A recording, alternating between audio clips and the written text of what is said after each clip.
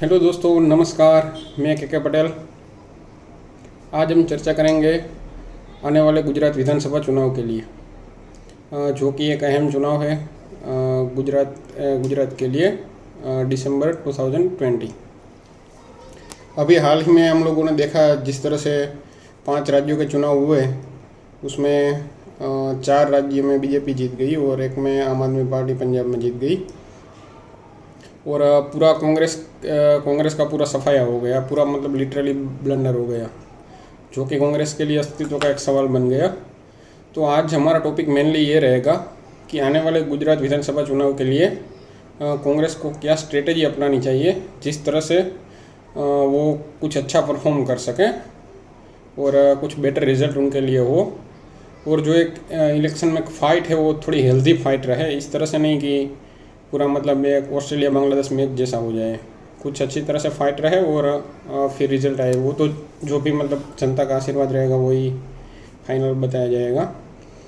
तो आज हम उसके लिए मैंने कुछ पॉइंट चुने हैं, तो उनके ऊपर हम डिस्कशन करेंगे। गुजरात विधानसभा चुनाव, अपकमिंग इलेक्शन 2020 दिसंबर।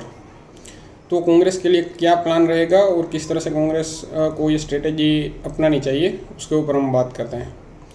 तो उसमें पहला पॉइंट हमारा ये है कि गुजरात कांग्रेस को फर्स्ट ऑफ ऑल सबसे जो महत्वपूर्ण काम रहेगा वो उनको सीएम कैंडिडेट जाहिर कर देना चाहिए अभी से, ताकि उनकी अध्यक्षता में ये पूरा चुनाव लड़ा जाए और एक फेस रहेगा तो लोग उनके ऊपर ट्रस्ट कर सकते हैं। उनके इर्द गिर्द पूरा चुनाव प्रचार वो सब उनके इर्द गिर्द चलेगा। मतलब पूरा इलेक्शन मैनेजमेंट में उनका रोल बहुत बढ़िया रहेगा और उनके लिए कोई भी जो हाईकमान का है और जो अभी करंट एमएलए है और जो करंट गुजरात का कांग्रेस है, जो वो सोचें वो किसी को भी मतलब बना सकते हैं उनके रेपो के हिसाब से कि ये बंदा सीएम के लिए सही रहेगा। तो वो जो भी बनेगा, पर वो क्या है कि एक पूरा कॉन्फिडेंस, एक ऊर्जा, एक कार्यकर्ताओं में भी एक जोश दिखेगा और उसके चलते इलेक्शन में उसका अच्छा इम्पैक्ट पड़ेगा। अगर ये चीज़ नहीं करके आप दूसरा कुछ भी करते हो और ये सोचते हो कि इलेक्शन जीतते हैं तो फिर हम सीएम का कैंडिडेट बनाएंगे, तो उनसे बहुत सारा नुकसान होगा। लिटरली फर्स्ट जो नुकसान होगा वो ये होगा कि जो टिकट डिस्ट्रीब्यूशन होगा, जो आप एमएलए की टिकट शेयर करेंगे सब लोगों से अलग अलग कॉन्स्टिट्यूंसी की, तो सब लोग जो मतलब ऊपर के 4-5 लोग होंगे वो सब यही चाहेंगे कि भाई हमको हमारे जो खेमे के लोग हैं उनको टिकट मिले, ताकि अगर इलेक्शन हम जीत जाए तो वो हमें सपोर्ट करें। सब जो ऊपर के टॉप 4-5 लोग अपने को सीएम के काबिल समझेंगे, वो इसी तरह टिकट डिस्ट्रीब्यूशन में टांग लड़ा के पूरा खेल बिगाड़ देंगे। इससे अच्छा एक सीएम का कैंडिडेट आप लोगों ने फाइनल कर दिया तो क्या उनके हाथ में पूरी अथॉरिटी रहेगी, तो वो अच्छी तरह से टिकट डिस्ट्रीब्यूशन भी होगा और जो सच में वहाँ पे काम कर सकता है और जो कुछ ना कुछ सीट निकाल सकता है, ऐसे लोगों को टिकट मिलेगी और वो एक आगे चल के बहुत अच्छा रहेगा। इसके लिए कोई भी मतलब जो भी डिसाइड होता है उनको फिर अध्यक्ष मान के ही पूरा सब लोगों को टीम वर्क करके चुनाव लड़ना चाहिए। अभी दूसरे पॉइंट पे आते हैं। दूसरा पॉइंट है कि जो ये कैंपेन रहता है उसमें जो हाई कमांड से जो आते हैं, अभी तक तो क्या था 2014 से लेकर सोनिया गांधी, राहुल गांधी और प्रियंका गांधी, ये 3 गांधी परिवार जनरली आते हैं और इलेक्शन प्रचार करते हैं। पर अभी तक जो देखा गया है उसमें हमने ये देखा है कि वो लोग कोई मैजिकल फेस नहीं है मोदी की तरह कि जिनसे वो वोट शेयर में कुछ इजाफा हो और वो प्रचार करने आए तो जीतने का चांस बढ़ जाए। अभी तक देखा है हर जगह पे वो फ्लॉप शो ही हुआ है, कुछ एक्सेप्शंस को बात करके। तो इस बार मेरा ये ख्याल है कि उन लोग को जितना हो सके उतना कम बुलाया जाए और हो सकता है तो प्रेसिडेंट ही चेंज कर देना चाहिए। वो तो सब लोग कह रहे हैं, सब इंटेलेक्चुअल पूरे भारत के कह रहे हैं कि कांग्रेस का प्रेसिडेंट बदलना ही चाहिए, वरना ये कांग्रेस के अस्तित्व के लिए बहुत खतरनाक साबित होगा। पर वो अभी होता है नहीं होता वो अलग बात है, वो 6 महीने में होने वाली चीज़ है, नहीं होने वाली चीज़ है, वो तो हाईकमांड जानता है। लेकिन कम से कम उन लोगों का दौरा बहुत कम कर देना चाहिए और उसकी जगह पर जो कांग्रेस के नेशनल लेवल के लीडर हैं उसमें से गुजरात कांग्रेस को जो भी ठीक लगते हैं कि भाई नहीं ये लोगों का कुछ रुतबा है, इनका प्रभाव हमारे यहाँ भी पड़ सकता है, तो ऐसे कोई भी लोग है, सचिन पायलट है, शशि थरूर है, अशोक गहलोत है, कपिल सिब्बल है, रणदीप सुरजेवाला है, गुलाम नबी आज़ाद है, भूपेंद्र बागल है, कोई भी जो मतलब 3-4 लोगों को ऐसे स्टार कैंपेनर बना के हर एक कॉन्स्टिट्यूंसी में उनका प्रचार करना चाहिए और इनके रोड शो है, रैली है, जो भी करना है वो इनके इर्द गिर्द करना चाहिए, ताकि क्या है कि वो जो राहुल गांधी प्रियंका गांधी को तो सब लोगों ने देखा है और पूरा उसका मजाक ही होता है आईटी सेल में, मीडिया में, हर जगह पे। तो उनसे क्या है कि उनसे पूरा कांग्रेस की छाप खराब होती है। तो इससे अच्छा है कि ये लोगों में से किसी को बुलाया जाए और प्रचार करवाया जाए, जो भी मेरे ख्याल से एक सही स्टेप रहेगा और सही स्ट्रेटजी रहेगी। अभी तीसरे पॉइंट पे आते हैं। तीसरा पॉइंट ऐसा है कि टिकट उन लोगों को दिया जाए ग्राउंड लेवल एनालिसिस करके कि जो सच में काबिल हो, सच में डिज़र्विंग हो, जो उस चीज़ के लिए लायक हो। नहीं कि वो मतलब किसी रिकमेंडेशन पे दिया जाए, कोई बड़ा नेता बोलता है कि ये कॉन्स्टिट्यूंसी इनको दे दो, ये इनको दे दो, ये हमारा पहचान वाला है, ये हमको वफादार रहेगा, इस तरह से नहीं दिया जाए। और सच में जो पूरा एनालिसिस करके, जो जैसे बीजेपी करती है, ये चीज़ बीजेपी से भी सीखने लायक है कि करंट एमएलए तो भी कुछ नहीं, अगर उसने काम नहीं किया तो उसका टिकट काट दो। जो सच में डिजर्व करता है उनको ही टिकट मिले और जो पार्टी की तरफ वफादार है उनको ही टिकट मिले। ऐसा नहीं कि वो जीतने के बाद फिर बीजेपी में चला जाए। ऐसा कितनी बार, और मतलब अभी तो ऐसा कह सकते हैं कि अभी जो गुजरात की बीजेपी है उसमें से 25-30% लोग कांग्रेस वाले ही हैं। तो इस तरह से टिकट ना दिया जाए और पूरा उसका एनालिसिस करके उसके लिए अगर लगता है तो अलग से कोई दिल्ली से कोई कमेटी बना के पूरा ग्राउंड लेवल सर्वे करना चाहिए, पूरा कार्यकर्ताओं को पूछना चाहिए और उसके ऊपर से टिकट देना चाहिए, ताकि क्या है कि वो जो योग्य व्यक्ति है उनको टिकट मिले और नीचे वाले कार्यकर्ताओं का भी उत्साह इस तरह से रहेगा कि भाई जो काबिल था उनको टिकट मिला तो कल जाकर हमको भी मिल सकता है अगर हम अच्छा काम करेंगे। अगर रिकमेंडेशन पे दे दिया तो फिर क्या है, वो कार्यकर्ता का भी जोश भी खत्म हो जाता है कि भाई हम तो चाह रहे थे इनको टिकट मिलना चाहिए और पैसे के जोर पे या किसी और कॉन्टेक्ट के जोर पे वो दूसरा टिकट लेके बैठ गया, हालांकि उसमें काबिलियत भी नहीं है, वो जीत पाएगा। तो ये चीज़ भी एक बहुत मैटर करती है। हालांकि ये चीज़ बहुत ज़्यादा मैटर करती है। अगर इसके ऊपर काम नहीं हुआ तो भी बहुत फेलियर होने का चांस बहुत ज़्यादा है।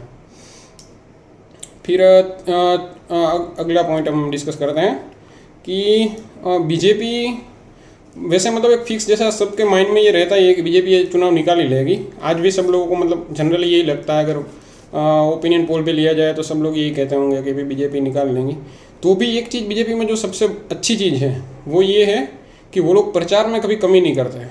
मतलब वो जितना हो सकता है मैक्सिमम प्रचार करते हैं चुनाव के लिए। मोदी जी, अमित शाह जी, जो भी वहाँ से नेशनल लीडर है वो सब आके पूरा प्रचार में अपनी जान लगा देते हैं। वो चीज़ हमको कांग्रेस में बहुत कम देखने को मिलती है। फिर भी जैसे पहले देखा जाए तो राहुल गांधी और प्रियंका गांधी जी भी आते थे तो वो इतनी रैली नहीं करते थे जितनी मोदी जी और अमित शाह जी करते थे। हालांकि कांग्रेस वीक थी फिर भी वो लोग इतनी रैली नहीं करते थे, और बीजेपी स्ट्रॉन्ग है फिर भी वो लोग बहुत ज़्यादा रैली करते हैं और बहुत ज़्यादा प्रचार करते हैं और पूरा ग्राउंड लेवल पर प्रचार करते हैं।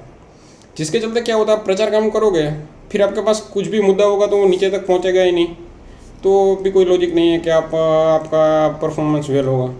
तो जितनी बीजेपी रैली करती है उससे भी ज़्यादा कांग्रेस को प्रचार करने की ज़रूरत रहेगी, क्योंकि कांग्रेस अभी सत्ता में भी नहीं है और वीक है। तो उनको उनसे भी ज़्यादा प्रचार करना पड़ेगा, ज़्यादा पैसा खर्चा करना पड़ेगा, ज़्यादा काम करना पड़ेगा। वो सब चीज़ उन लोगों से ज़्यादा करनी पड़ेगी। जैसे मैंने बताया, तो अगर कोई सीएम कैंडिडेट फिक्स होता है तो उनको मतलब 182 कॉन्स्टिट्यूशन असेंबली में जाके हर एक जगह पे एक रैली करनी पड़ेगी, तब जाके क्या वो चेहरा थोड़ा एक्सप्लोर हो पाएगा। और जो बाहर से मतलब आते हैं नेशनल लीडर, उन लोगों को भी जितना मैक्सिमम कवर हो सके हर एक डिस्ट्रिक्ट, हर एक तहसील में वो रैली, रोड शो, वो सब चीज़ करनी पड़ेगी और पूरी ताकत लगानी पड़ेगी, तब जाके कुछ ना कुछ परफॉर्मेंस पे असर होगा। बाकी आप प्रचार भी कम करोगे और ये सब आगे के पॉइंट भी आप अच्छी तरह से वो नहीं फॉलो करोगे तो बहुत ही मुश्किल होने वाली है। और कैंपेन अभी से स्टार्ट कर देना चाहिए। मतलब अभी से जो भी अभी काम हो सकता है छोटे लेवल पे, बड़े लेवल पे, वो सब चीज़ अभी से स्टार्ट करके अभी से वो सब इनिशिएट कर देना चाहिए, तब जाके कुछ आप 6-7-8 महीनों में जब चुनाव है तो उसका असर आपको दिखेगा। और फिर अगला पॉइंट ये है कि अगर पॉसिबल हो सके तो जैसे कोई इलेक्शन स्ट्रेटेजिस्ट है, प्रशांत किशोर, उन लोगों को किसी को हायर कर लेना चाहिए, उनका कुछ एडवाइज़र लेना चाहिए, वो एडवाइज़र के तौर पे किसी को रखना चाहिए। तो जिससे क्या है कि पूरा एक डायरेक्शन मिलेगा।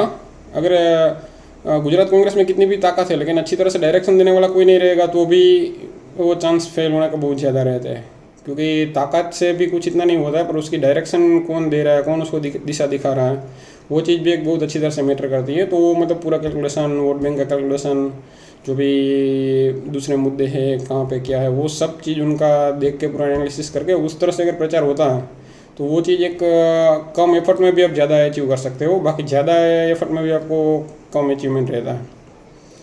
और उससे अगला जो पॉइंट है वो बहुत इम्पोर्टेंट है कि जो चुनाव जिस मुद्दे पे लड़ा जाना चाहिए वो मुद्दा कांग्रेस डिसाइड करे, नहीं कि बीजेपी।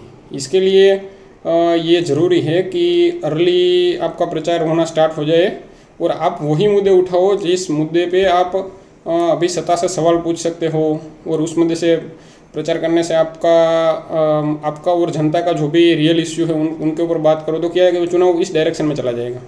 जैसे हमने बिहार में देखा था, तो पूरा चुनाव एम्प्लॉयमेंट पे चला गया।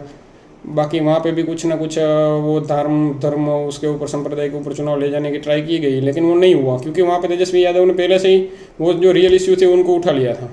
तो यहाँ पे भी जो मतलब बैटल ग्राउंड है वो कांग्रेस तय करे कि इसके ऊपर, ये चीज़ों के ऊपर हम चुनाव लड़ना चाहते हैं, और यही मुद्दा ही लोगों के दिमाग में रखो आप। बाकी दूसरा कोई नेशनल पॉलिटिक्स का वो कोई फालतू मुद्दा, वो धर्म, ये वो सब उन सब चीज़ों के जो रियल इश्यू नहीं है, पर जहाँ पे बीजेपी स्ट्रॉन्ग है उस मुद्दे पे चुनाव लड़ोगे तो आपका लगभग नामुमकिन है चुनाव जीतना। तो मैं जस्ट एक लिस्ट शेयर करता हूँ, इसमें प्लस माइनस तो हो सकते हैं, कि जिस तरह से पहला मुद्दा है एम्प्लॉयमेंट के ऊपर आप चुनाव लड़ सकते हो, और अच्छा खासा इसका प्रभाव भी पड़ सकता है। और फिर सत्ता को भी इनके इर्द गिर्द ये सब बात करनी पड़ेगी। एम्प्लॉयमेंट के अंदर दूसरा एक जो पेपर लीक हुआ बहुत सारा, तो उसके ऊपर भी आप ये पूरा मुद्दा बना सकते हो।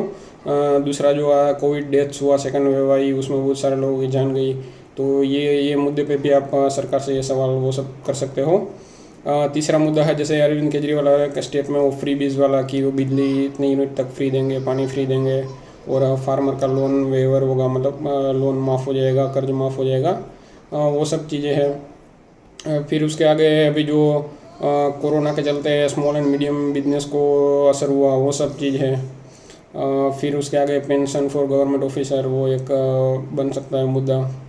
तो ये मतलब जो अभी रियल इश्यू है, हेल्थ, स्कूल, वो सब के ऊपर आप बात करोगे तो बहुत सारा उसका असर दिखेगा, और लोगों के दिमाग में भी आएगा कि नहीं भाई कोई तो एक रियल इश्यू पे बात करने वाला बंदा आया है, तो उसके ऊपर आपको अच्छा रिस्पॉन्स मिल सकता है।